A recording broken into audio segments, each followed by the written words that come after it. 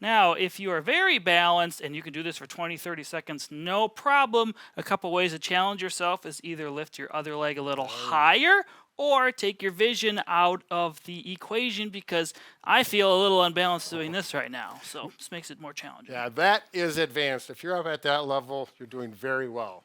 Simply go to the corner of a room and put your back up against there. Take a step forward so there's just a couple inches there.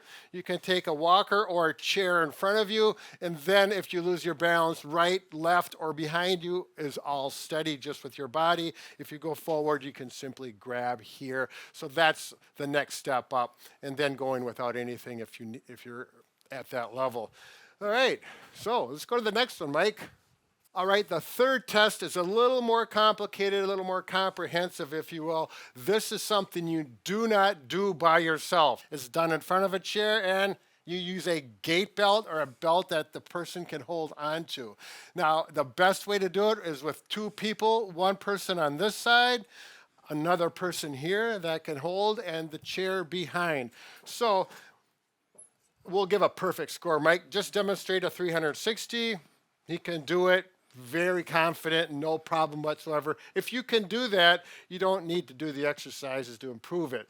Now, if you turn around and you start feeling like you need to grab, or I need to grab here to kind of the hold, if I feel like he is unsteady, I've done this many times with patients, I'm holding onto the gait belt and they do not pass the test. Again, if you don't feel comfortable with this, you don't have enough people, you do not do it. We can just actually set this one off to the side. Then I'll tell you how we work with correcting this instability. All right, some exercises to do to help yourself to get more steady. If the 360-degree test is difficult, we're going to do some side stepping. You'll do this by a countertop. This is a little bit low, or you can do it by a handrail. I'll pretend this is a handrail. Maybe you have a railing in your house that you can use. Mike is holding onto it, and simply sidestep slowly, carefully, and make sure that your feet clear the floor. They're not dragging. It's very steady. There you go. Thanks, Mike. We do not want that. Lift up the feet. Feel very controlled. When that feels comfortable, you can use two hands to start with and then go to one hand. Okay, now Mike is going to go retro walking or walking backwards, holding on, making sure you know where your feet are.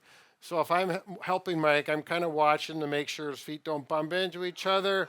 Now, if that's the case, I would be standing right next to Mike, holding on to the belt. Again, if you don't have another person to help you with this, you do not do these exercises if you're that unsteady.